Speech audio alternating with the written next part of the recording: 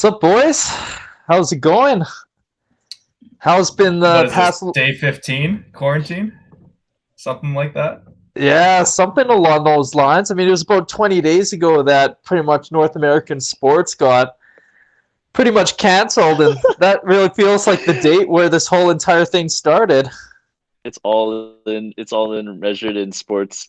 It was X amount of days between Premier League was cancelled. It was X amount of days before the NBA was cancelled. And it's X amount of days until the Chell was cancelled.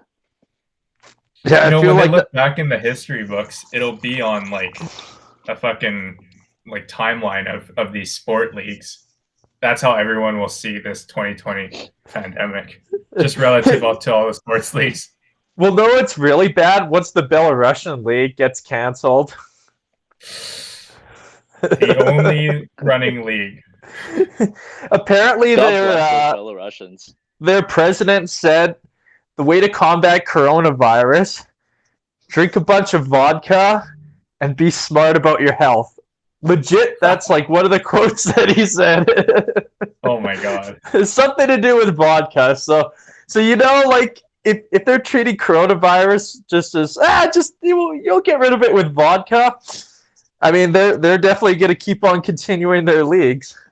Thank God we got Belarusian hockey, because I mean, what else could get us through through these days?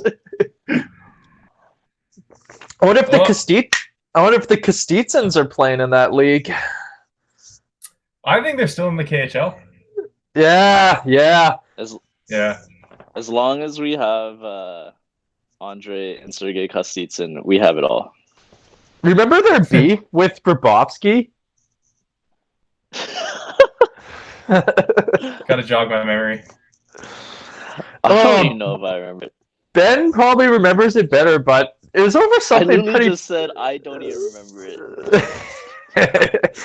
I mean, in the archives of beef history, I think the Kostitsins and Grabowski, it's not up there with like Shaq and Dwight Howard, but I don't Shaq even know. and Dwight Howard a beef? Yeah, man. Shaq went so far as like, I think he even went after like Dwight's love for apparent love. Like he hit hard. Yeah. Yeah, Shaq went hard. Apparently Ovechkin and Malkin also had like quite a beef history too. And it involved like a Russian nightclub incident. According to Sean, oh man, whenever these things happen, it always involves coke. Kuzi walks in. Kuzi enters. Did you see that KHL player that got suspended for 15 months because of coke? Whoa. When the KHL is treating something more seriously than the NHL, then Kuzi gets something's suspended weird. 4 games. This player gets suspended 15 months. I mean, mind you, maybe that's not gonna matter, but still. Man, that's a harsh suspension. KHL hammering it down. The only bro downs I want to hear about Ovechkin are the bro downs between him and Andrei Markov. You can add in Kovalchuk too.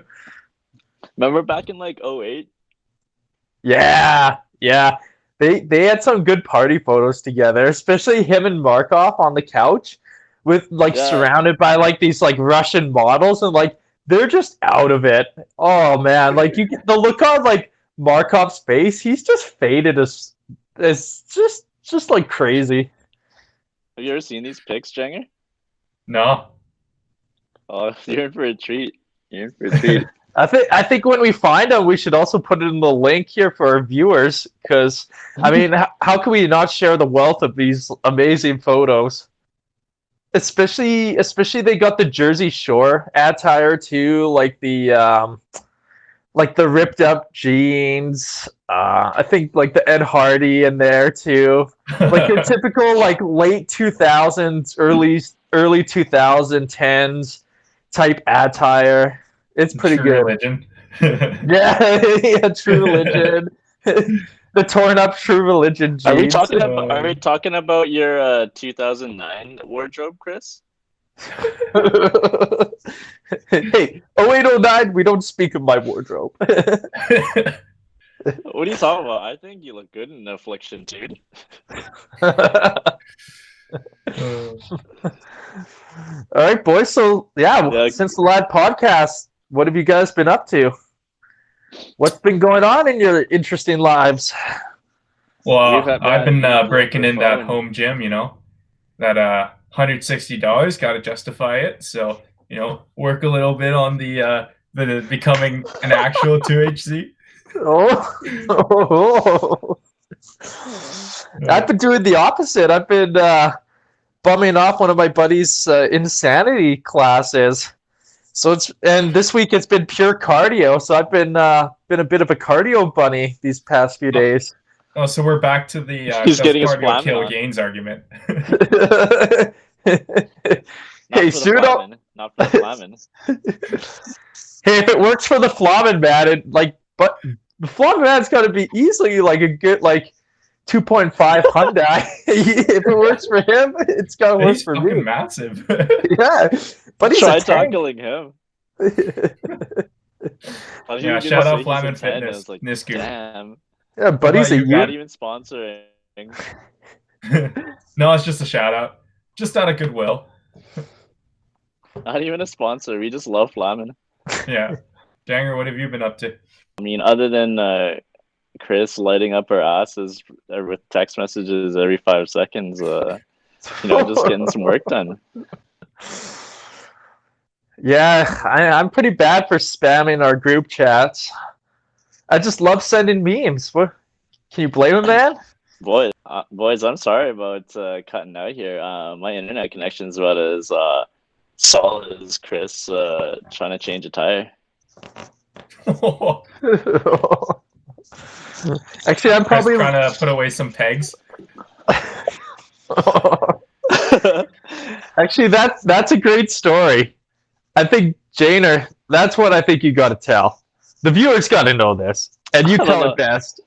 I don't know if I do tell it best. Probably the man that probably tells it best is my dad. Yeah, wait till Dub J gets on as a guest. Maybe we should save that for Dub J. Yeah, we're gonna keep building this up. We're gonna keep building this story up, and then we're finally gonna have it told, and people are like, "That was anticlimactic." No. Again, it's anticlimactic, just like Chris. As you said, that was the highlight of your junior C season that year. That might have been the highlight of my junior C career. Not all of us can win a Norelta Junior Hockey League championship in their first year. Second year.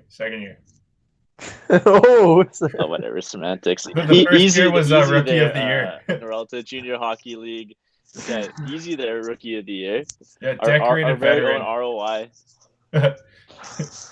Destined for the Norelta Hall of Fame. Any MVP votes? No, but he got he was an all-star. Oh, all-star Janer. Yeah, veteran of the game. What did Catch me for the Hall of Fame. Janger? You I think he told me right before he went to the All-Star game. He's like, Benny, I'm not even sure if I want to go. I didn't say that, did I? Something like that. You're like, I think I'm just getting sent because I'm a fourth year and I'm the captain. Wow, this sounds oddly not familiar. Sounds like something you'd say, actually. We're like the same person, some people think. So, boys, today is a pretty historic date in the sense that today would have been Gordie Howe, Mr. Hockey's birthday. Would have been 92 today. Just some of your earliest Gordie Howe memories. I mean, we never got the chance to watch him play, but he is Mr. Hockey, and he's a hockey icon, sports icon. Some of my earliest hockey memories are of Gordie, and not in the way you think, but it would be collecting hockey cards. And I think a lot of kids grow up collecting hockey cards, especially really young, and you get fascinated by whatever team they're on, whatever jersey they're wearing, and then of course you flip back over the back on the card and you look up their stats, and with Gordy, you just see all these, massive numbers. We're talking 3-digit, 4-digit numbers, and you realize, oh, over X amount of goals, oh, over X amount of points, and then the fact that he played in like how many decades, it's just ridiculous. Yeah, five Prolific. different decades. Yeah. And then I remember pulling I think it was a Marty Howe card. Maybe he was with the it was either a Marty or Mark Howe, right? So they both played with the Flyers and the Wings at some point in time. And you're just like, oh, like I think it was Mark Howe. You look at Mark Howe's stats and like he's no slouch himself because he was a D-man. But then you put him side by side Gordy's numbers and you're just like, like I don't know how you could ever live up to your dad being at that time the greatest player in the world or greatest player in hockey history. But they put it all together for the WHA, and they actually lined up as Mark, Gordy, and Marty. Yeah, I think they had like name bars on the back. They had like the full names written out too, like not just the first initial. Especially with the two M boys, Marty and Mark. It's like, but I just have this memory, and I don't know if it's true or not, but like the name bar for Gordy, like just spanning the whole back, like it just says Gordy Howe. Yeah, I just watched when I started collecting hockey cards, like the Howe cards weren't really going around, so I didn't really have that experience. But I feel like I sort of lived a similar sort of experience when I watched like literally last week. It was like the CBC movie Mr. Hockey, a Gordie Howe story, and just like rifling through the elite prospects while the movie's going on, and just seeing how long that's got to be the longest profile on the website, right? Like, no question, right? I'm looking at his. I'm actually looking at his hockey DB, not elite prospects, but his playing career professionally spanned from 1945 to he played one game with the Detroit Vipers in the IHL in the 97-98 season. Yeah, I remember that story. But I mean, if you look at it, at that point, he had been playing in every single decade. Gordy just chiseling that extra decade. And of course, could you imagine being in the 90s? Like, who's gonna go against Gordy and be like, I think I'm gonna throw a body check against him. To be fair, an idiot to do that. Apparently, like a late 40s, like early 50s, Gordie Howe was still fucking dummying people on the ice. Like, that's how much of a unit this guy was. Those pics of him? Yeah. See those pics of him, like on the farm in Saskatchewan? Holy moly, he's yoked to shreds. Yeah, he must have been 2HA. Oh, easily. More yoked than Donovan Jang here. Yeah. Gordie Howe. Whoa. Gordie Howe's proof that, like, for everyone in self-isolation, you don't need the gym to be an absolute unit. No, but my memory of Gordie Howe, actually, my first one was actually from The Simpsons. And there was an episode. Yeah, there was an episode where Bart Simpson took a picture of Gordie Howe. This is kind of a catfish scenario. And he used it as for like a dating profile picture to catfish Miss Krabappel. And that's and I'll always remember the one quote. Strap on your skates, Gordy, you're going in.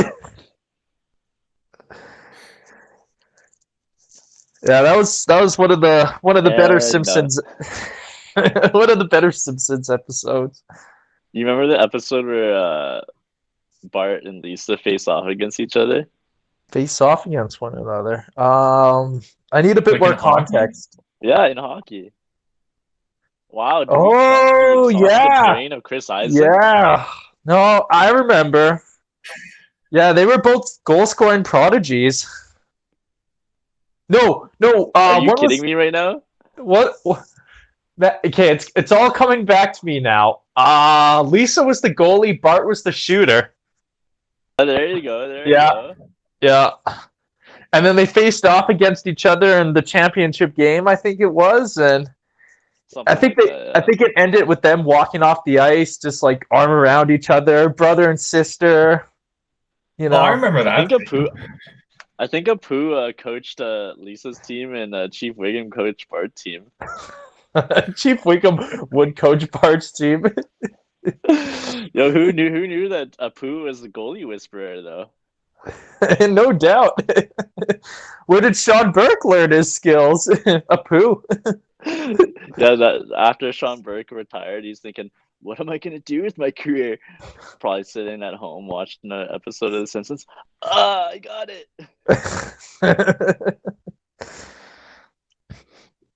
So, boys, should we continue where we left off last week? Most painful favorite hockey moments? I think, Ben, we cut you off, so let's go ahead with your Yeah, that's most all right. painful personal hockey moment. Yeah, And we your always save favorite, the too. best for last. Yeah, but yeah, we always save the best for last, right, boys? I Better be good. guess. Oh. Boys, what do you want to hear first? Favorite or painful? Favorite. We're raising the roof. That's a good question. I think off the hop, winning minor hockey week in Pee Wee, for the first and only time. That's got to be one of my most favorite memories. We were playing out in the old Agricom where Northlands is. It's the old Agricom doesn't exist anymore, right? But yeah, and so the rink actually used to be like Olympic sized, and so we're like 12-year-old kids, 11 and 12-year-old kids, right?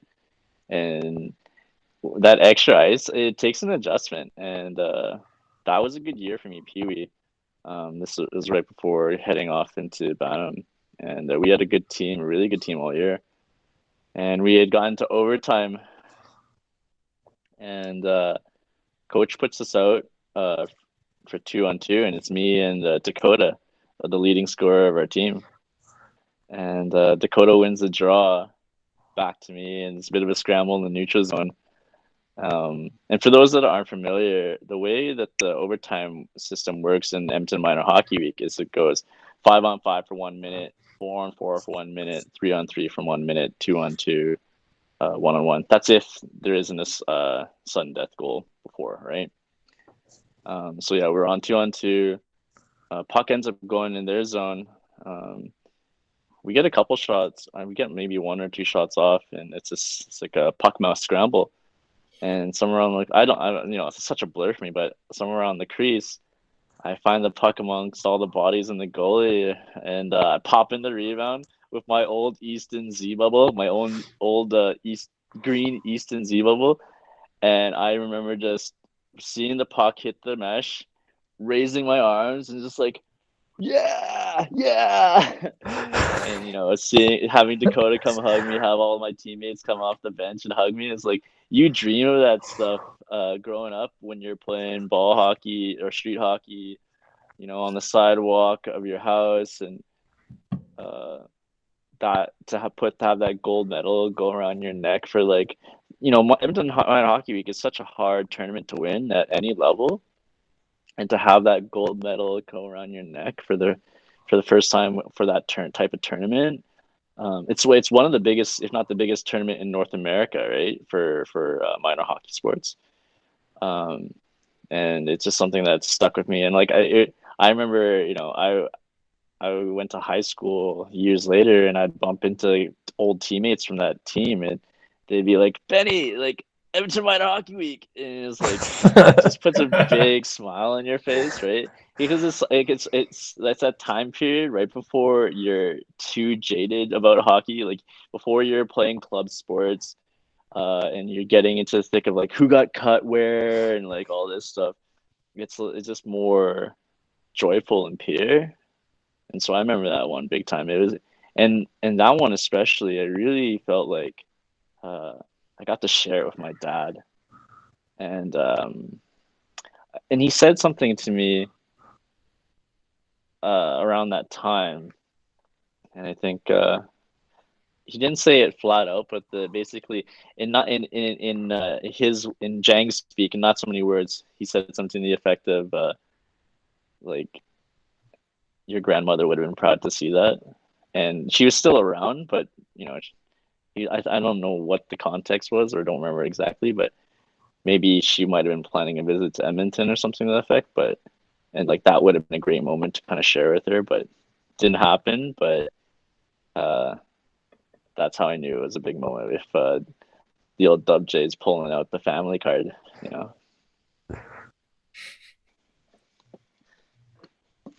So yeah, Good story. That's gonna be, That's a really good one. Holy crap! I kind of wish that we did the painful first. Yeah, Just so we can end on a good note, because now we're just gonna descend into something probably equally sad. yeah. That was a really good story. That was really, yeah, I know. I was I was not expecting that at all, especially the way you told it too. Dang. Yeah, Jesus.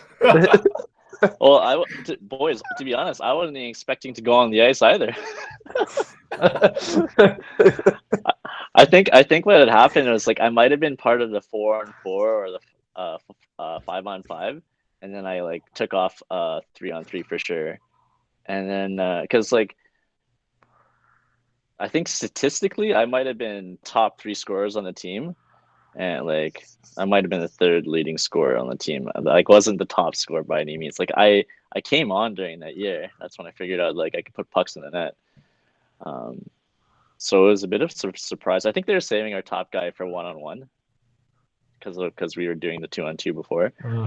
Although you could argue Dakota was the top guy, but or 1A, 1B. You know, I digress. We can dive deep into that later. Maybe we'll get Dakota on the pod. He's got a story or two. Yeah, he's probably got a few good stories too. But yeah, most painful. I'll kind of tie it back with a couple memories here. So I played 2 years at the midget AA level for the same coach, coaching staff, Don Wheaton. Weedo. I'm a Weedo boy at heart. Hey, Janger. Weedo, baby. So we had great teams both years. We won back-to-back city championships. Not a big deal. And we went to provincials back-to-back as well. The first year we kind of faded out in provincials pretty quick. I think we were running on a skeleton crew. I think our captain, you know, had a back of like an 80-year-old. His back was spasming up so much. I remember myself, I had like a hip flexor thing, and I'm like, am I actually hurt? I think you walk into the dressing room, it was like Clearview Arena, and this was in 2016 or 2017, the 16-17. Oh boys, sorry, 2006-07 season. I was like, yeah, 3 years ago. Hey. Yeah, apparently. Yeah, look how young this skin is, boys. Holy moly, I exfoliate. We changed bodies. Holy shit, this is Freaky Friday. But yeah, we were running skeleton crew in 06-07, and you could just smell the Tiger Bomb in the fucking Clearview dressing room all over the place. Tiger Bomb on your back, Tiger Bomb on your hip, Tiger Bomb on your balls, Tiger Balls on your mouth. What Tiger Balls? Tiger King on the Netflix. Holy moly! So yeah, that was a little anticlimactic. You know, we run out of fumes, and then the next season over, we run it back. And so yeah, provincials the year before was held in Edmonton. The provincials next year was actually held in Okotoks. And we run rush shot through the round robin, easy peasy, lemon squeezy. We have a tough semifinal against Calgary. We won in overtime. I think I rolled the bench the entire OT. I wasn't really happy about that, but you do it for the boys, so whatever. And then comes the final, and we're playing against a stacked Lethbridge team. And I don't think Lethbridge had a AAA program.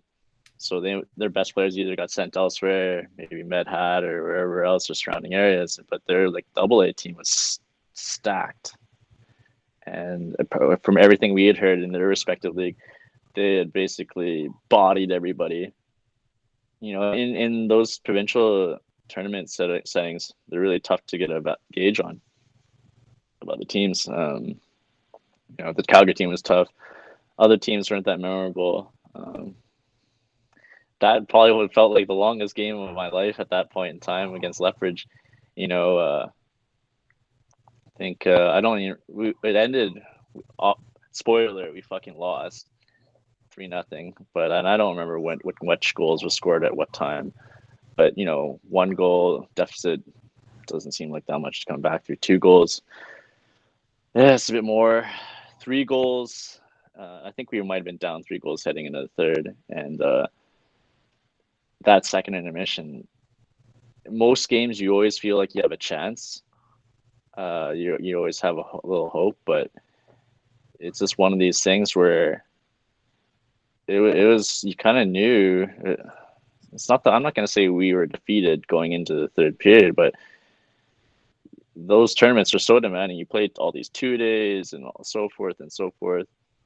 I 100% believe if we had been in a traditional format, we would have been more competitive. But you know, I think we even switched our goalies, and everybody was on their last legs, and it breaks your heart to feel so close to getting there. And you know, especially because we'd done back-to-back years. It was me and a couple other of my teammates, maybe a half dozen of us, you know, 4, 5, or 6 of us that were doing this, you know, our second year in a row with the same coaching staff and, you know, with Wheaton.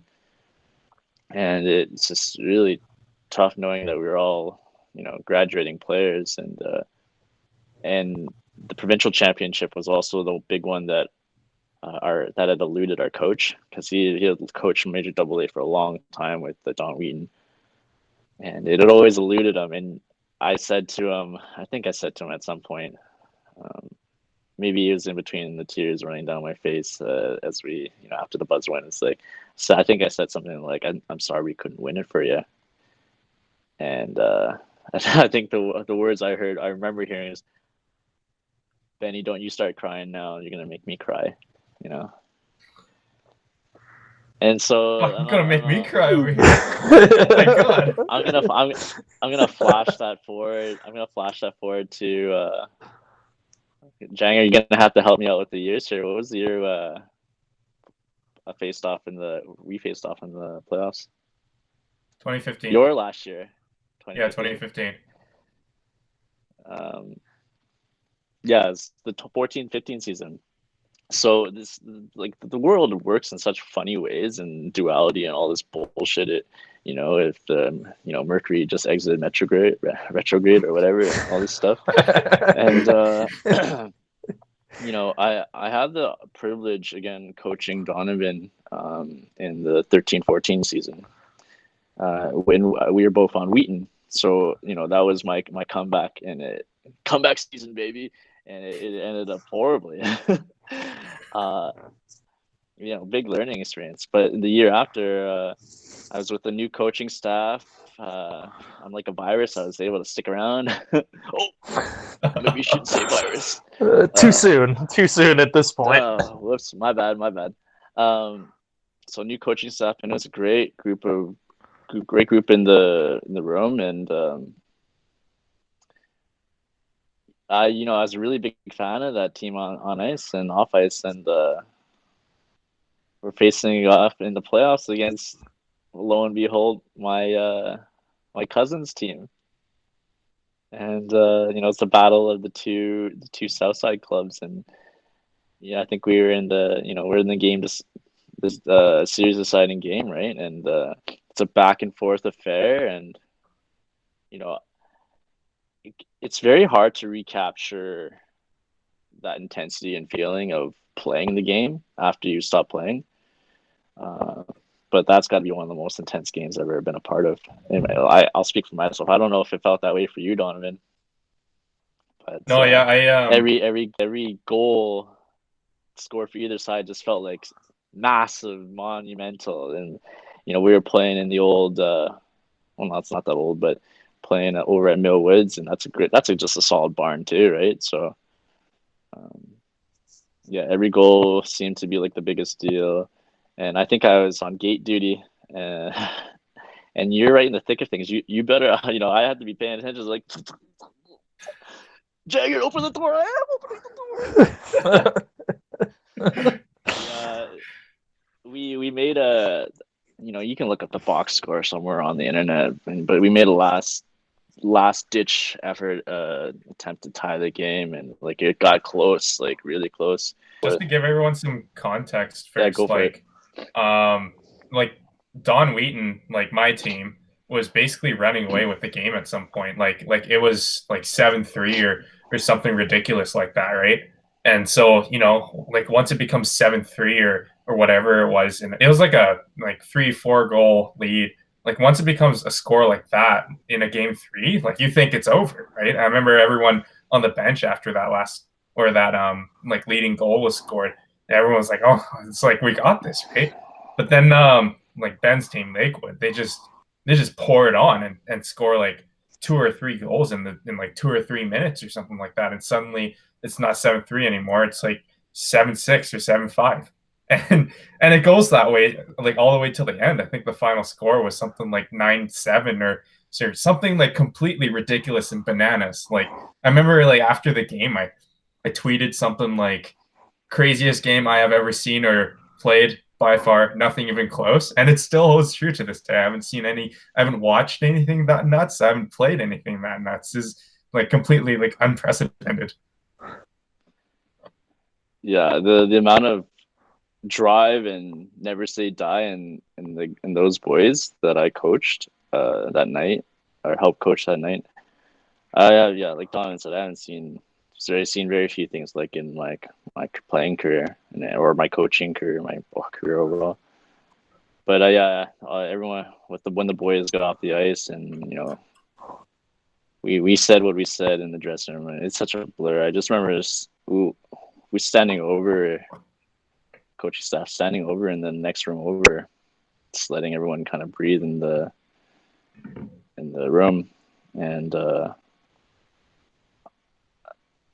I never wanted something so bad for someone other than ourselves. Like obviously it's for me too, but like you'd seen all year the work that those 19 young men had put in, and the amount of improvement and the growth and the camaraderie that they had shared. It meant a lot to me to see them succeed. And I think, I only coached 3 years, but out of all the teams that I'd coached, if there's one team that I'd want to go to battle with and want to win with, that was it. And that was the team that I would have wanted to see, raise a championship. Of course, it didn't happen. The old cousin had to get in the way, and family is family. Now, did Dono score in that game? I don't think I scored in that series. What about the season? It probably counted on one hand. empty netters. Empty netters only.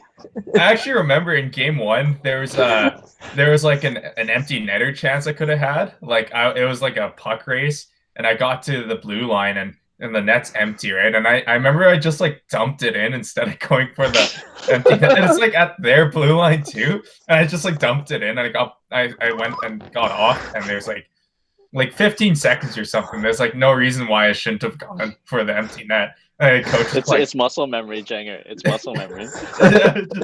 Yeah, just the puck's deep.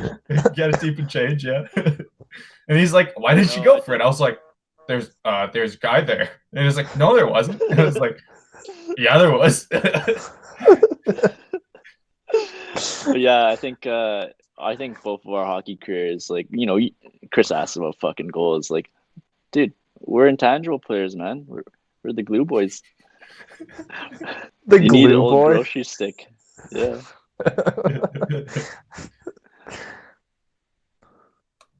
It's not something I fully expect you to understand, Chris. Given how much your ankles bend. Oh, that's just uncalled for. Yeah. I'm sorry. I'm just deflecting all the pain that I just shared with y'all. Understandable. Drown your sorrows by inflicting pain on others. Yeah. That's what I've done by all I'm these just years. a big bully, right? That's that Asian repression. Oh, I dropped my chopstick. Oh, that clip turned out to be a favorite of episode 1. It's a good callback. Yeah, Chris is probably getting all these chopstick emoji tweets or messages. Bring back the chopstick guy. Boys, that's... I actually brought a little stay. prop for this episode. Oh, I dropped it.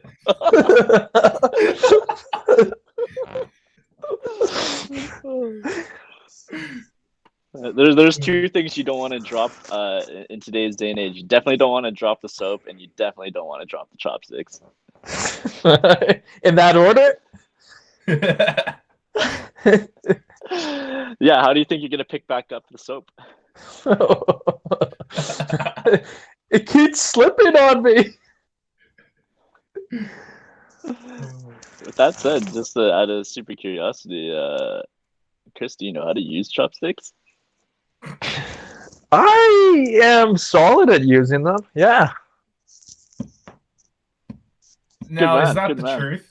Because I remember at Sci-Fi, they brought out the forks. So I don't know if you just did a little bit of this to the waiter. Like, can you bring us forks? Can you bring us all forks so it doesn't look suspicious? Or when we go to a Padman Addy buffet, Chris takes the chopsticks, but he never actually uses them. Boys, I'm usually tired. We hit the gym right before. Yeah, I'm going hard, benching 2 Hyundai. My wrists, they're pretty shaky. I don't got the wrist capacity to eat with chopsticks. They're shaky as fuck, man. Stop. That's because your form is sloppy as fuck. My form? Hey, my wrists don't bend. You got the bendy wrist there, bud. What are you talking about? Give it a shoulder Chris, press. do you need a spot, buddy? The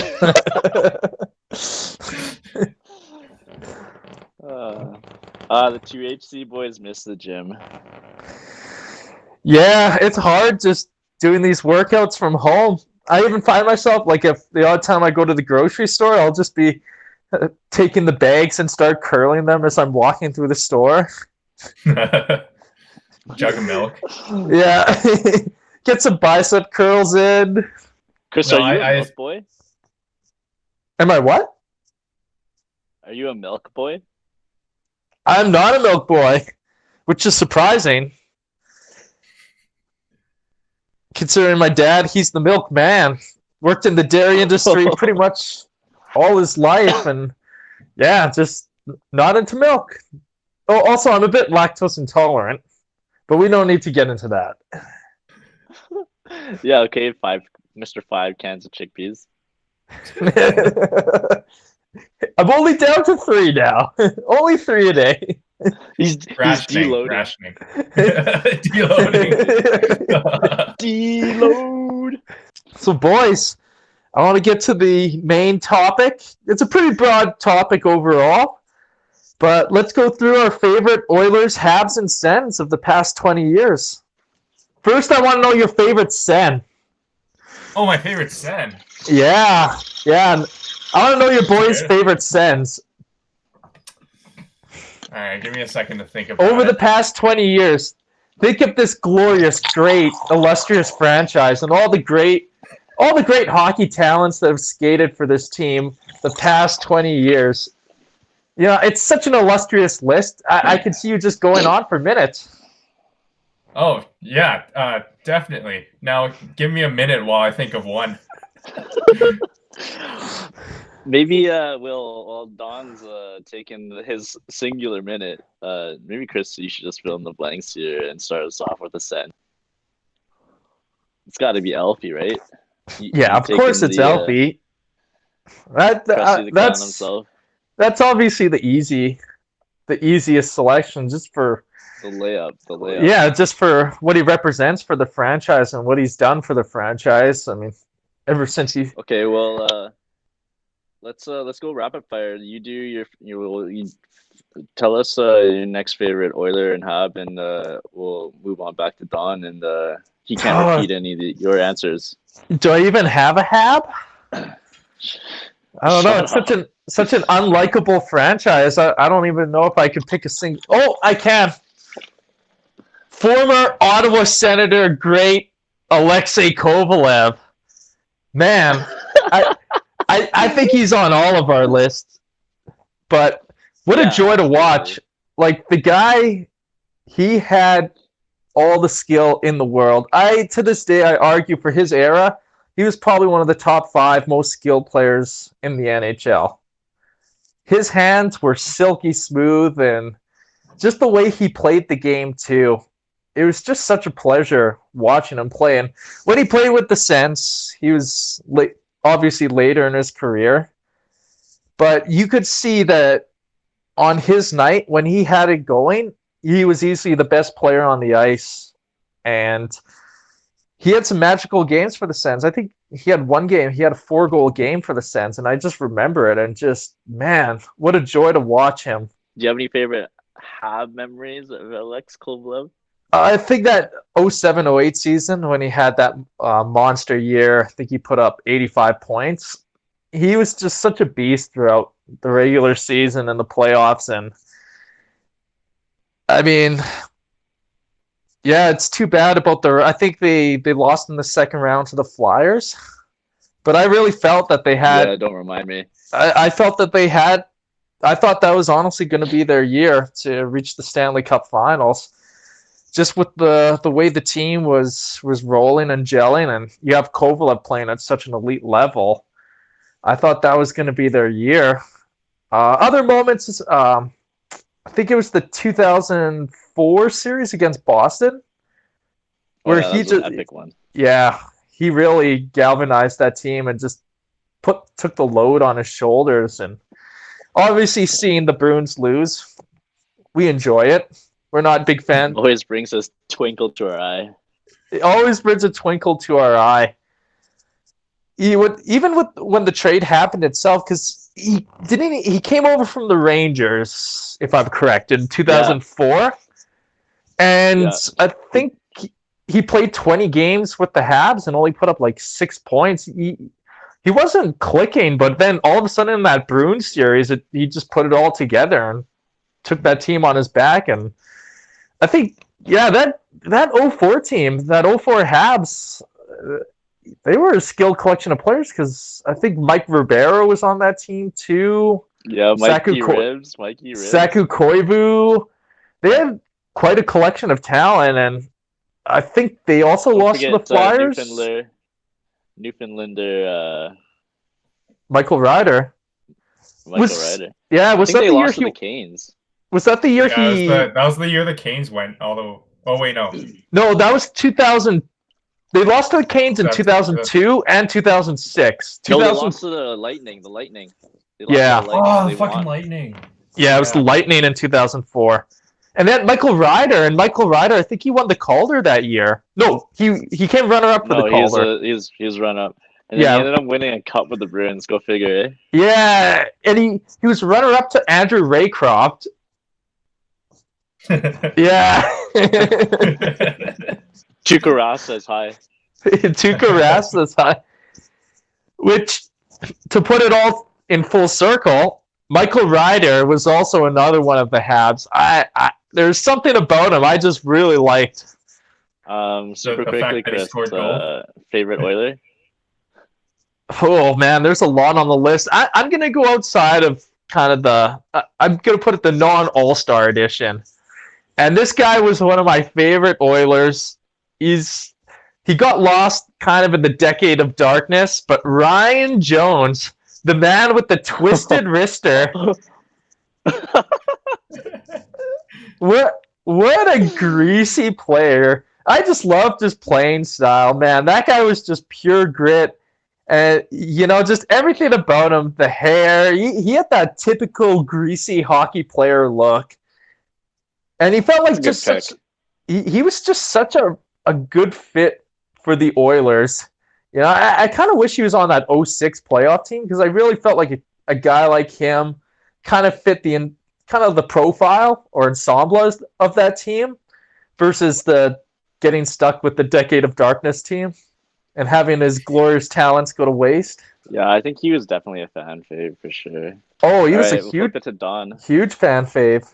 All right, I've decided my Sens pick is actually going to be Mike Hoffman. I always liked his game. Yeah, I don't know, the Habs and the Sens had their run-ins, right? And guys like Carlson, just like the Habs fan in me was like, fuck that guy, fuck Carlson. He's too fucking good. And you like to hate the good players, right? But there are some players where you just don't hate them for whatever reason, and you just kind of respect them. And Mike Hoffman was kind of that guy on the Sens for me. Whenever I watch him go up against the Oil or the Habs, right? He just got silky mitts, and he's not a dirty player or anything. So such a wicked wrister. Yeah, his shot. Whew. Man, he's got a filthy shot. What do you think of him? Oh, do you remember the Ottawa Senators Uber ride? Yeah. Was he a part of that too? Right? No, he got traded at that point. Oh, okay. Yeah. The funniest part about it was Duchesne, Dzingel, Tierney, and I think Shabbat. Maybe Shabbat, or maybe it was Maxime Lavoie. I'm not sure. I know there was a defenseman thrown in there. But the funniest part about been DeMello. Oh, probably was DeMello. Yeah. Coach's porn. And Dylan DeMello. Anyway, moving on. Let's take it back to Don, and Don, flush out the rest of your faves. Favorite Oiler. I mean, aside from my biased run-in with Todd Harvey, I'd probably pick. He's not really underrated or whatever because he's everyone's fan favorite, but I gotta give a shout out to Ryan Smitty, right? He's ooh, yeah, that's a Dub J favorite. Yeah, if he stuck around after 06, I just feel like he'd be kind of like an Oilers Alfie, sort of the face of that period of the team, and he's just a good guy. And fuck, I even ran into him at Twilliger Rec Center. He was with his kids, so I didn't want to bother him, but I gave him a little, and he gave me a little. Made out with him. Last podcast we were talking about guys and finishing their career with one team, and that's one guy where it would have been really nice if he just finished his career start and finish with the Oilers through and through. Yeah. Or at the very least, because obviously he got traded from the Kings. At the very least, he could have won the cup with the Kings before he got traded back home. Yeah, yeah. He didn't get his cup. Wasn't it? Didn't we send Colin Fraser to the Kings for him to chisel his way to a cup? Three-time. I think he won the cup 3 times, right? Yeah, I think he won twice with LA, and somewhere else in there he won a cup. Chicago, obviously, dude. Oh, that's right. Yeah, he's with Chicago. Yeah. I forgot about that. Don? All right, last pick. Saved the best for last. My my Habs fave, none other than the Dutch Gretzky, Ah, the Dale love to Weiss. see it. You'll love to see it. Oh, you boys love your Weesey. Yeah, We he's love Dale. he's not obviously he had his like big hockey moments in 2014, 2015. But even now, like as his career is kind of, probably reaching closer to the end, his off-ice persona is just like still at that 2014, 2015 level. Like I saw today, he's like, he joined some like fans group chat on Instagram and like humored them for a little bit and like watched some guy play like guitar in this live stream or something like that and just like pumped his tires. And, he's just an all around good guy. Dale Weiss, like easily fan favorite for me. I have to say, Dale Weiss is one of my favorite Habs. There's something going on Twitter where there's a throwback of Dale Weiss and Lucic and their Oh yeah. I think it was the 2014 playoffs where they're going at each other. Oh man! And when Weesey scored that one goal, I think to make it 3-0, and I forget what game it was. And then there he goes by, just like chirping the Bruins bench. This is the game after Lucic was selling hard after scored an empty netter, and then you see Lucic just going the whole time. Like, come on, Luch! Like, look like a fucking gorilla there. Yeah, no, that was Those are some good picks, boys. Yeah, but Dale Weiss was he's like one of the biggest parts of those Habs runs, or I guess just run, but those Habs teams and from 2014 to 2015, he's just such a big part of those teams. He's one of those players where the harder the game, like the better he plays. Yeah, well, remember his playoff debut with the Habs, he gets the OT winner, right? Like that's how he first onto the scene. Yeah. And I was like, I remember watching that. I was like, man, who's this Dale Weiss guy? Like he just won us the game. Yeah, he's kind of a throwback. Oh, did we lose Chris? Oh, it might have. Maybe you forgot to pay his internet bill. Technical difficulties. Yeah. Got too excited. Pay your internet bill, dude. Got too excited about talking about Dale Weiss, and just had to step out for a moment to cool down. Yeah, he'll do that to you. Yeah, he'll do that to you. Yeah. We would love to hear that. We would love to hear that. Soon to be fan of the show, Dale Weiss. We'll have you as a guest. Yeah, keep tweeting at him. We'll tweet at him every day until he comes on. I'd love that. Yeah, Habs re-sign him. Come to Edmonton. I'd fly out to see him. During the pandemic, obviously, but. Yeah. Or maybe he signs with. Maybe he ends up on the Sens. With Dreamline, with Mike with Riley and Michael Pekka. They move Riley up to forward. Matthew Pekka? Oh shit! Yeah, Matthew Pekka. Actually, I don't think I mentioned my favorite Sen, and this name's gonna surprise you, Alexis Lafreniere.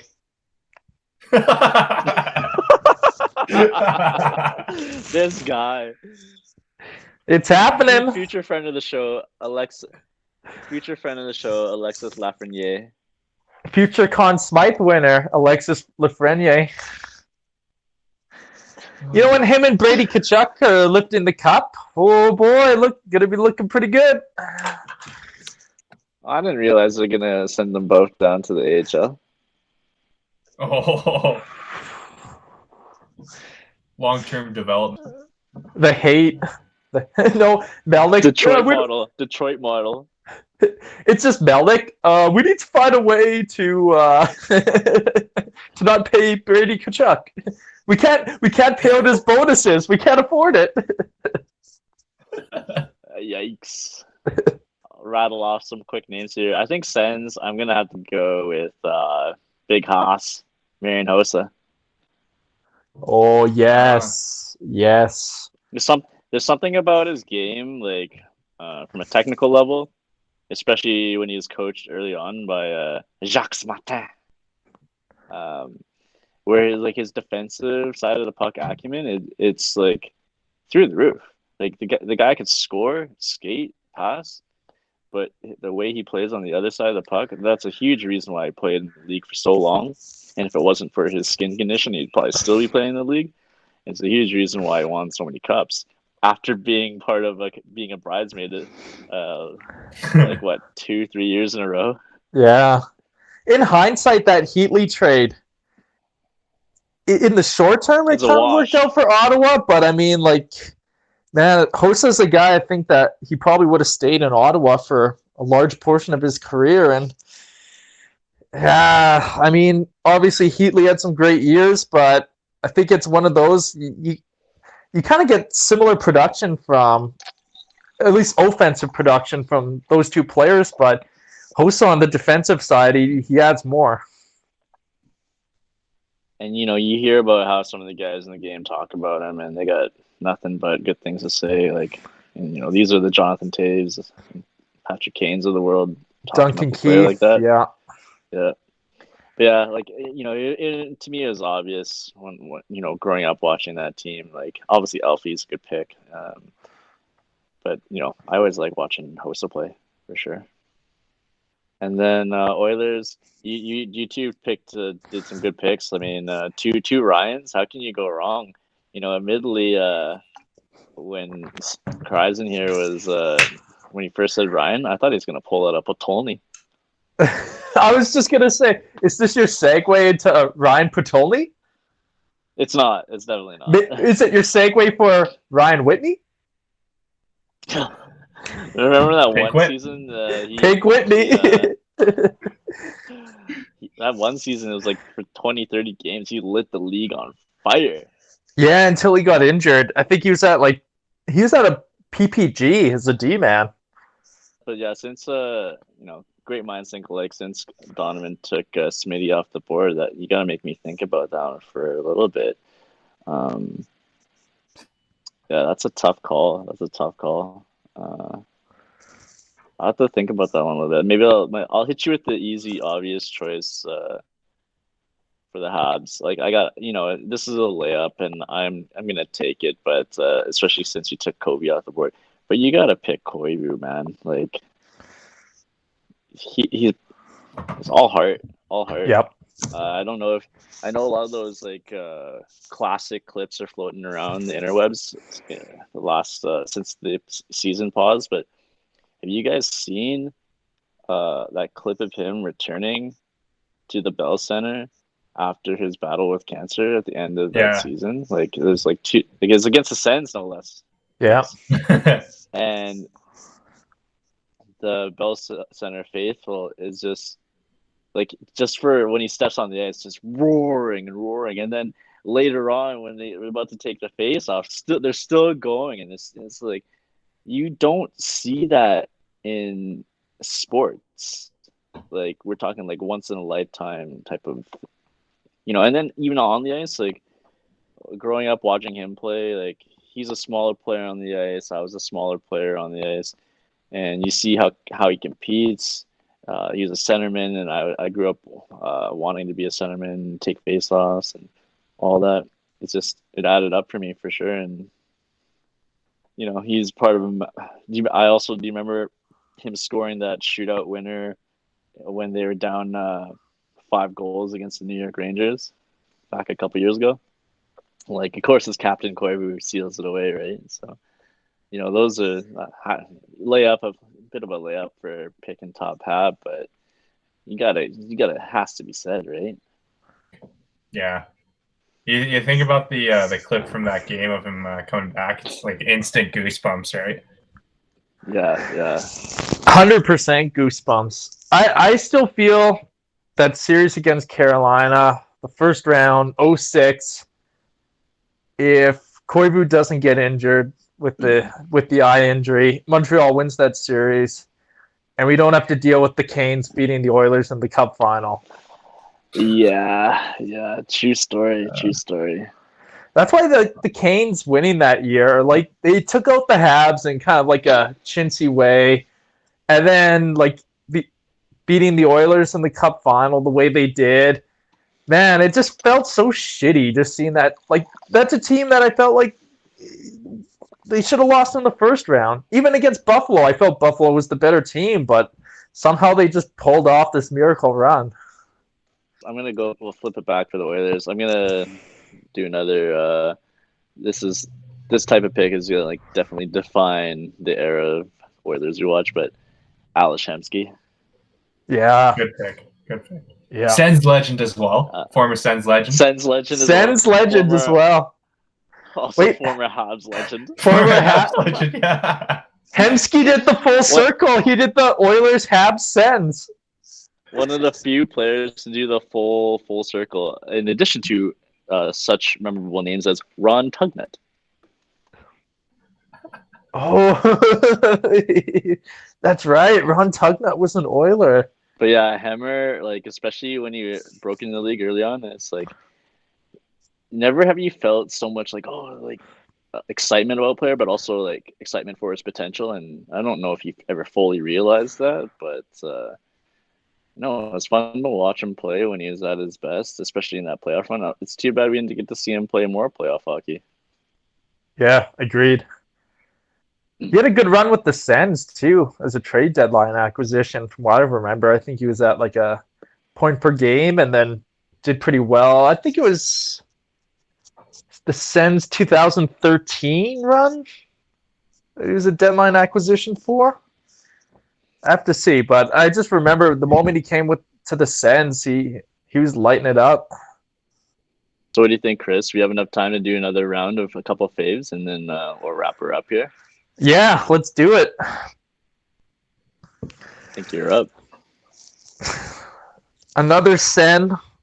This man, he really, like, he came, as soon as he came, he went. The Hamburglar, Andrew Hammond, Mr. 21-2, Mr. Saved the Sens season, and basically took him on his back into the playoffs. What a run. Like, unreal. And it just felt so good because the guy literally came from nowhere and just went on one of the most unbelievable goalie runs that I think we've probably seen in the post-lockout era, the post-2004 lockout era. How did that season end for the Sens? I think they lost in the playoffs to a team that wasn't that great. Yeah? Well, I guess all good things come to an end, eh? Unfortunately, it seems like. Another big Dale Weiss moment that year. What was it, game 6? Or? Yeah, I think it was game 6. Yeah. We don't need to talk about that on the Habs side. But yeah, it's been interesting. Right, you're right, Hammond. It's been interesting to see his career because, I mean, just for that brief period, it was like a shooting star.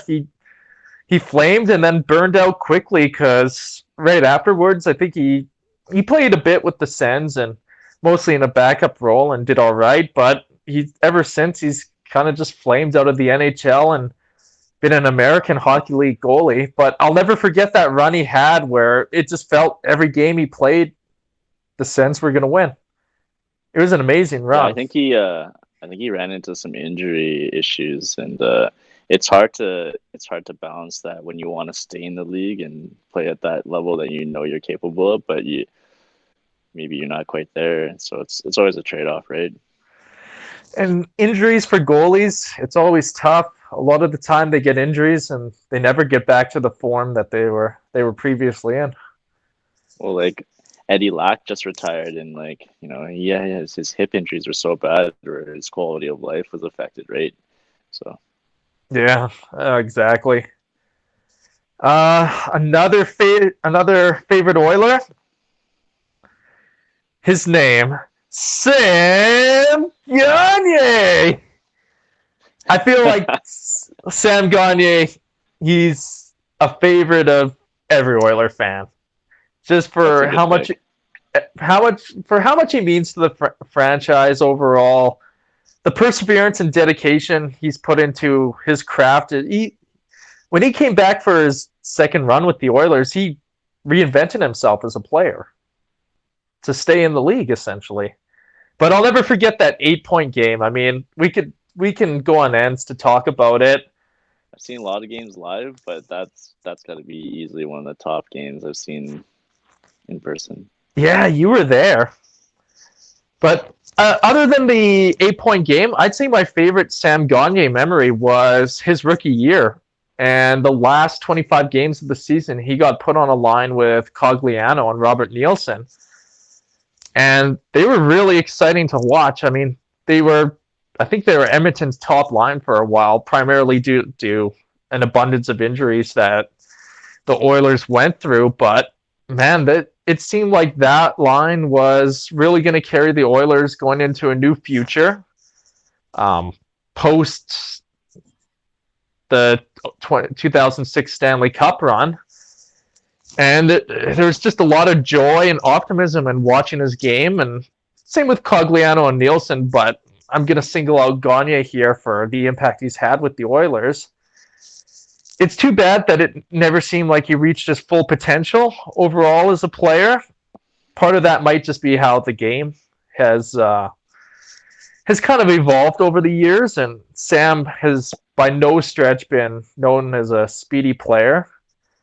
But it's been nice to see him reinvent his game and find a way to stay in the league and have a positive impact for the teams he's been playing for.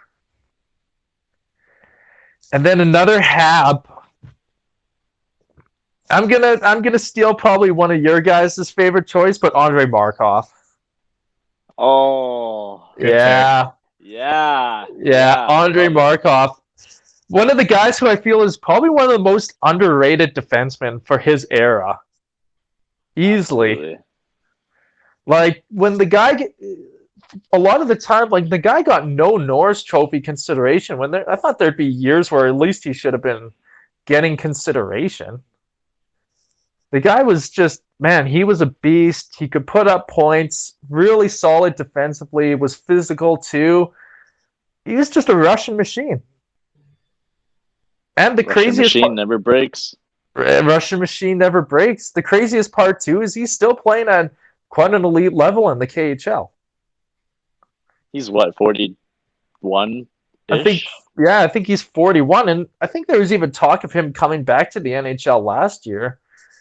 The Oilers were rumored to.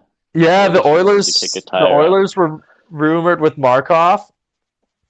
It's too bad how things ended with his time in Montreal, because I think he still probably had 2 or 3 solid years to give the organization. But, I mean, he's one of those players. He played his entire career in Montreal. You can associate him with one franchise, and for the vast majority of his career, he was probably Montreal's best defenseman. Yeah, people tend to forget just how much he carried some of those weaker like Habs T squads over those years. I mean, he's also a bit of a philanthropist too, in that he made Mike Komisarik's retirement money. So I could see Ben knew that was coming. Markov made a lot of guys a lot of money. He made a lot of guys look really good for sure, especially on the PP. Because he would tee up guys. Didn't he play with Mark Streit? Marc-Andre Bergeron. Oh, Bergeron too, yeah. Bergeron, Streit, Komisarek. Those are guys that, like, Markov made them look like better defensemen than what they were. Like Sheldon Surrey had his career year with playing Markov on the PP. Yeah, and just Markov teeing up Surrey with that shot of his. Whew. And let's not forget 2013 Norris Trophy winner PK Subban. That's right. Alongside Markey. Yeah. And PK said himself that Markey was one of his favorite players watching the Habs growing up too. And part of the reason why he decided to pick 76 was in part to mirror 79, Markov's 79. I wonder why a guy like him never got the recognition. It's probably a Russian thing. Gonna play the Russian card. Well, name the last great Russian D-man. That's probably Sergei Gonchar, and then I don't know who else. You have to go back to those mid-90s teams with Fetisov and Konstantinov. Yeah, that's a good question actually. Last great Russian D-man. I mean, I take it back. Thinking about it now, there's a couple good names for sure, but one name that comes to mind is actually Sergei Fedorov, because for a while he played defense. Oh my gosh, I thought you were going to say Sergei Zubov, Hall of Famer Zubov. That would have been too obvious of a choice. We talked about Fedorov. Bowman would put him on D just because he could sometimes. Yeah, and he was that talented that he could play D and forward and play D at an elite level. All right, with that Markov pick, I think I'll let you boys go through your guys' round of favorite Oilers, Habs, Sens in no particular order. Am I up? You're up, Don. I thought about this for a little bit, but for the Sens, I gotta give it to Craig Anderson. Yeah. Yes. He's big. He's bald. He's not Alex Ald. He's Craig. I don't think I even have to really explain it here. You know, he's just the the backbone of that last line of defense for however many years, right? He's a gamer. Consistently good. Yeah, he's definitely a gamer. Owes him for sure. Yeah. He battled through adversity. He's he's gone through some personal stuff with his wife. And battle with cancer. Yeah, battle with cancer. And I feel like he's been with the organization since 2010. He's heavily involved in the community. Overall, like within the Ottawa hockey scene, he's probably, for that franchise, one of the organization's more prominent figures that have played with the Sens. Oh, yeah. Yeah. Probably other than Carlson and Stone, I'd probably say he's probably the most notable player for the Sens in the 2010s. Easily. Yeah. Well, moving on to my Oilers pick, kind of in the this is kind of sort of similar realm as Ryan Jones, but I think a name that some people might forget about, but they remember as soon as it's mentioned. Zach Stortini. Whoa! This is way off the board. Whoa, Huggy Bear. Did you not love watching him play every time he stepped on the ice? No, I mean, absolutely not. Absolutely not. There's only one time I enjoyed watching him play was when he was on that line with Glenn Cross and Brodziak. He was like a budget jackrabbit out there. He was a budget. And you gotta love that caveman look, right? I mean, I did love the still look. Playing professional hockey? I don't think he is. I'm gonna look it up. I will. I'll give him a shout out though. Like, I think he was the captain of the Sudbury Wolves coming out of junior. So anybody who carves out a professional career. He played his last bit of professional hockey last year, the 18-19 season with the Charlotte Checkers. No points in 24 games. Was that the Checkers? 49 pims though. The Calder? Maybe it was. I mean, he played no playoff games. Okay, cool. Wow, Django. The one Zach Stortini story that I remember most, he was talking about it on a podcast, and this might be Hemsky's most notable assist. This was when Stortini was a rookie, and so the rookies had to take the entire team out for dinner, and the rookies would have to pay. And this was when Stortini just got called up, and so all the veterans, they ordered as much food as possible, just racked up the bill. And then Stortini looked in his bank account, and he never had enough money to pay for the entire dinner. So I think like there's some point where you said like Hemsky walked by and like asked him like why he was in such a panic, and then Storts like just laid it out to him. He's just like, man, I don't have the money to pay for the entire team. So Hemmer provided a nice assist to let Storts off the hook there. Like, can we talk about that like team ritual for a second there? Like, yeah. So fucking mean. Like, man, you don't make much money in the minors. Like, yep. Like putting that on a call up. Yeah. Like it's $10,000 funny, but it's so mean. Like, a $10,000 bill on a call up. Yeah, Jesus. I want to know why these guys don't have credit cards. Like, Zach, just put it on credit. I think it maybe you'll have 30 days to pay it off. I have to look back at cash back. I'll have to look back at the story, and I'll provide the link in it to our viewers. But I think part of it, maybe the bill exceeded his credit card limit. Yeah, that's what I was thinking. Probably pretty young. Never crossed right? my mind. Like, yeah, never crossed my mind. That's why you have multiple credit cards. Can I get a partial tender? Can I put 5,000 on this one? Can I put 10 on this one? Can I put this one on layaway? Moving on to a bit of a more on the board pick for my Habs one, but not without controversy. I'm gonna say PK, and I know a lot of Habs feel a certain way about this, and I think we should actually talk a bit about the divisiveness around the fan base, following his departure. But I think like when I chose him, I thought about like his time spent here, maybe except for the last little while of the 2016 season, was it? 2016 season.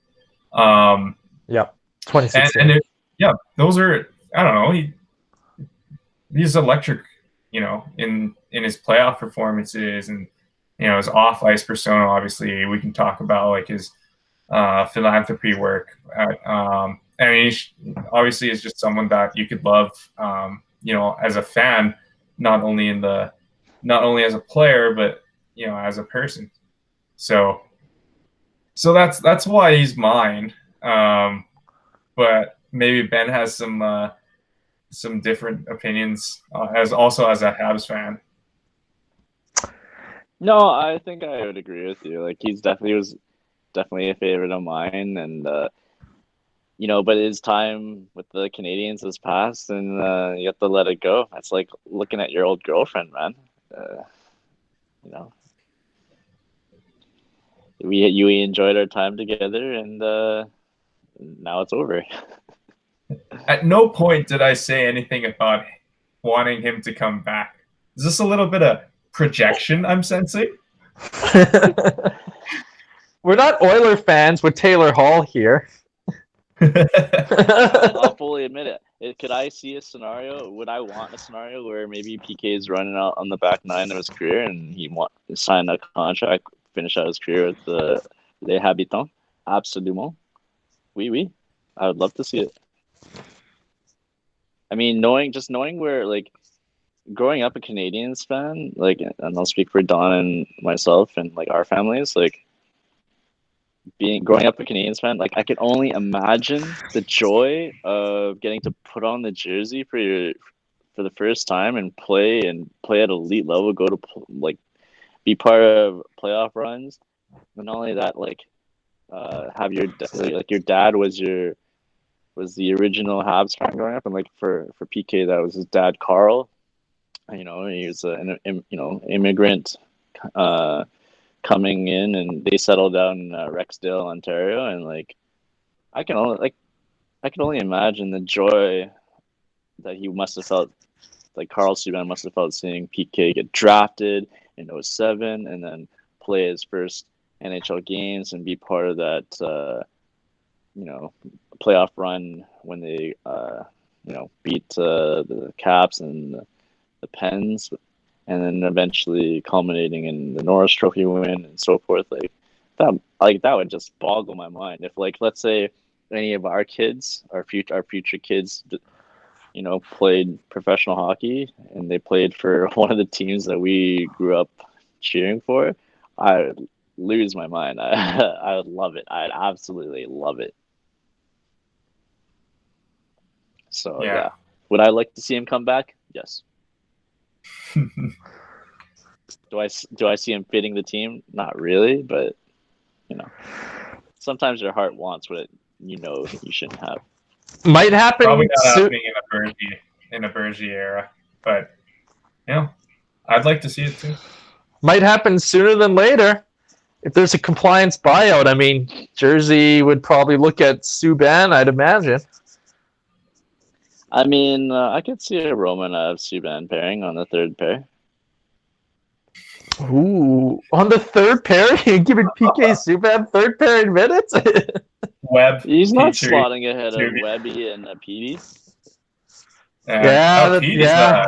He's really come into his own over the last couple of years, especially.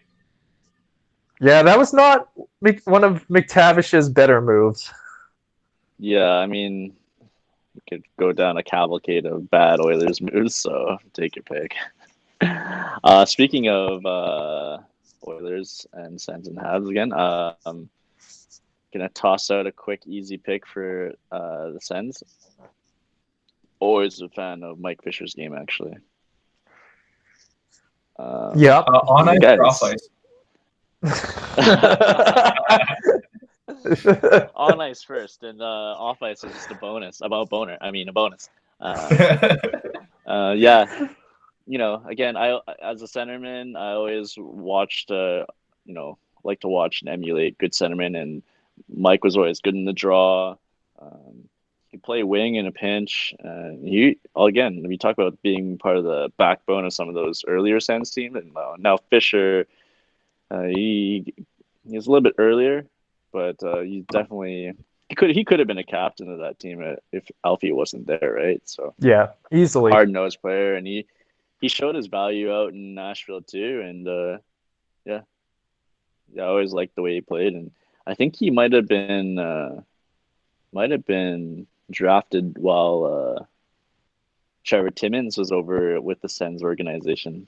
So shout out Trevor Timmins, another polarizing figure in Habs lore. But then for Oilers, boys, you keep stealing all the good picks, but so that makes it harder. But I'm gonna Tortini, hey? No, I'm gonna follow along that line though, and I'm gonna give you one better. And we talked about him last episode, but gotta recognize Big George Larocque. Big George, yes, yeah. Former Hab too. He's such a former Hab, not a former Sen. Now hockey insider. Yeah, he's always an insider. Le Interior, yeah, like for Big George, like he comes from such a different era of hockey. Like he got drafted in the second round, like as an enforcer. Like that tells you all you need to know about what the NHL was prioritizing at that point in time. But some of my favorite, like this predates like the past decade and a bit, but you think back to his hat trick. Chris, do you remember his hat trick? Yeah. Was that in the 02-03 season? I don't remember what season it was. Yeah, I think on, like, let's put it this way: the broadcast the broadcast was on 8 channel. Do you remember 8 channel broadcasting Oilers games? Yeah, I With- remember with that. Yeah. With Bruce Buchanan. Bruce Buchanan. Yeah. Yeah, those were the days. I think I overheard like maybe this was back in the summer. Jay Onright was in town doing maybe a sports center bit or whatever, or maybe he's just home for the summer for a little bit. But he was eating at a local restaurant, and I walked by and I heard him just say, "Yeah." He's like, "You never heard of Bruce Buchanan? He's like Edmonton's Bob Cole."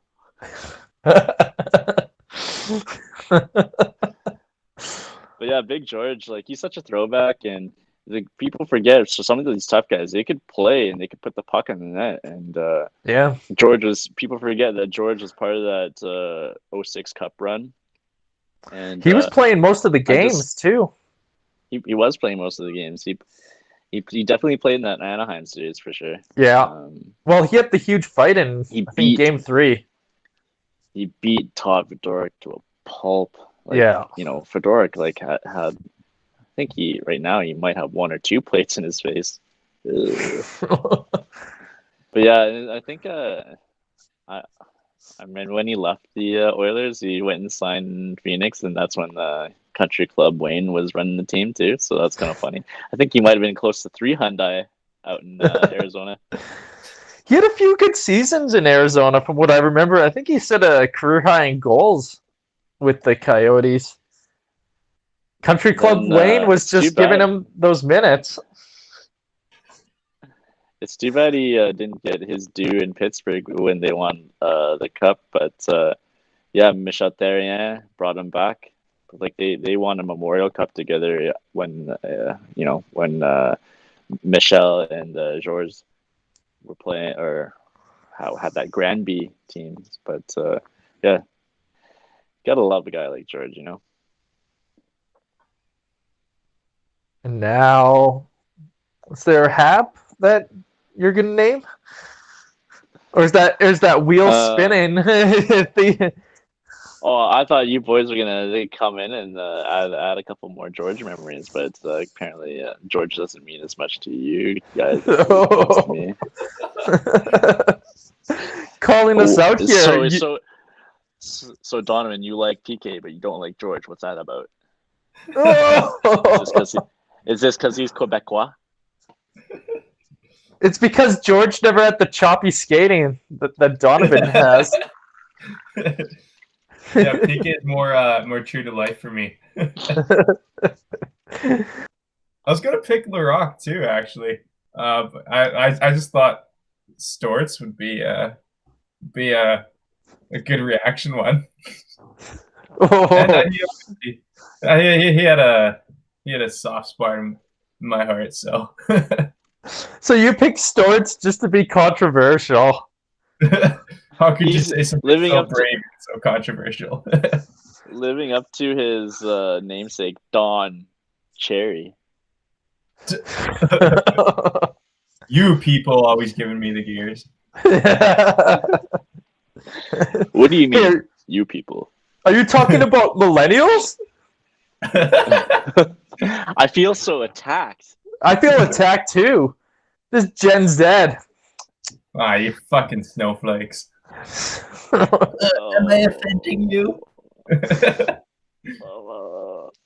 You're making more work for me when I have to edit this later.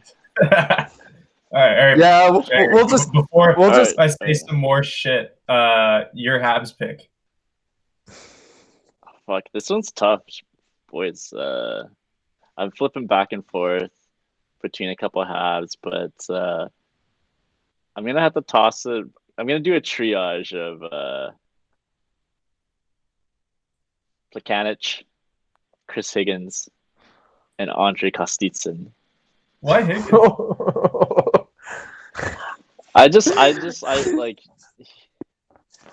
Higgins stands out in my mind so well, like especially in that era. He was a first round pick, and he had a couple of good first seasons. He looked like he was going to be a consistent 20 goal scorer at one point. And I think I remember seeing in this interview with him, and he's like, yeah, I have my eyes set on 40. You're like, and you're in your brain, you're thinking like, oh, like 40 points. He's like, no, like 40 and 40.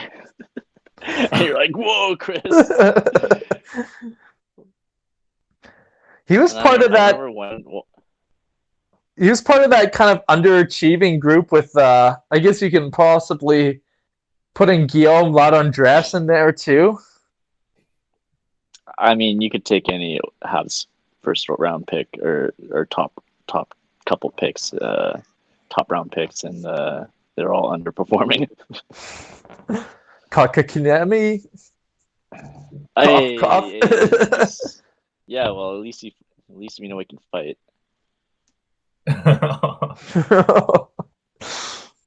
He's got character. But yeah, like Higgins, I remember one story about him is like him and Komisarek, I think, like they had started doing yoga, and like this was before like yoga got really big for like hockey training. And then I remember another story about Higgins. He got like he like apparently worked out like super hard all summer, and then he got super surprised when he was actually not in single digit body fat percentage at training camp. You're like, whoa, Chris. Maybe you didn't have such a good summer as you thought. But yeah, like when he was on his game, he was a good shooter, good stride and a good wrist shot. And it did seem like he was going to be. Maybe you're thinking one of him or Komisarek was going to be a future captain at one point. And yeah, you thought he'd be a consistent 20-goal scorer. He basically match Pacioretty became a better version of what many Habs fans thought we were going to expect out of Higgins, especially from a goal scoring perspective. But c'est la vie. Plecky, we talked about Kovalev earlier in that trade that sent him from New York to Montreal. So the way the story goes is that Gainey offered, let's say, an option between Josef Ballet, a Slovakian prospect, and Thomas Plekanec. And Slats picked Ballet, and the rest is history. But could you imagine if he had picked Plecky? That'd be weird. Yeah. And I remember when they traded Higgins for Scott Gomez, I was like kind of upset at the time. I think I was with Chris. I think we might have been at Tim Hortons, and it's like, I wish they had traded Plecky instead. So I ate my words then for sure.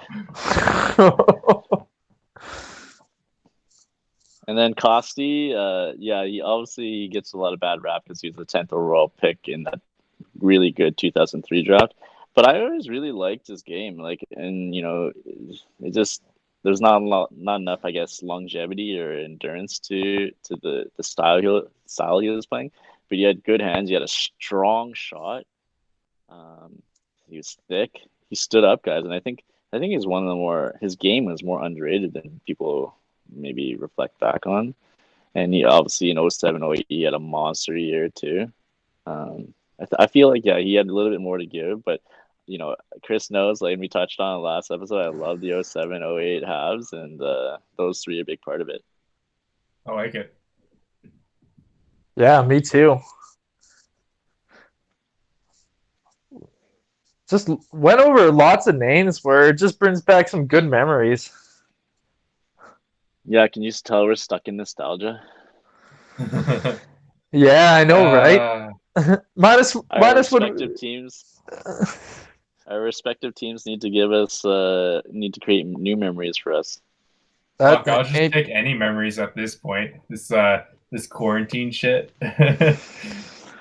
Yeah, it'd be nice if they're able to finish up the season and however form they can, but with each passing day, it looks more and more doubtful, unfortunately. This also has implications for our summer league, so little dual action there. So you mean easy? I put in all this work. I'm at what's obviously under 10% body fat, and I'm just gonna show up to training camp just to have no season. I've worked so hard. Sniping posts. Bar down. Oh man, it's all for nothing. Could be.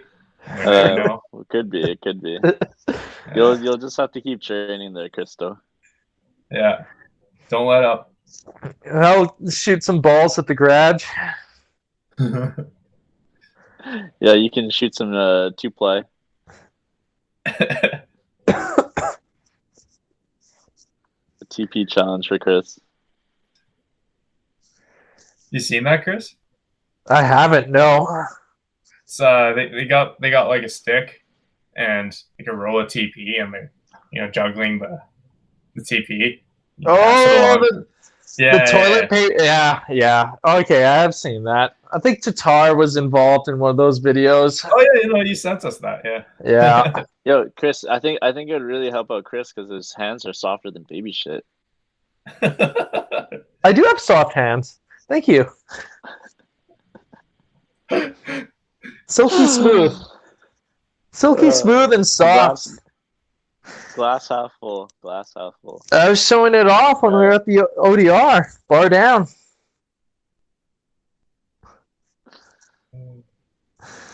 All right, boys. I think this wraps it up here.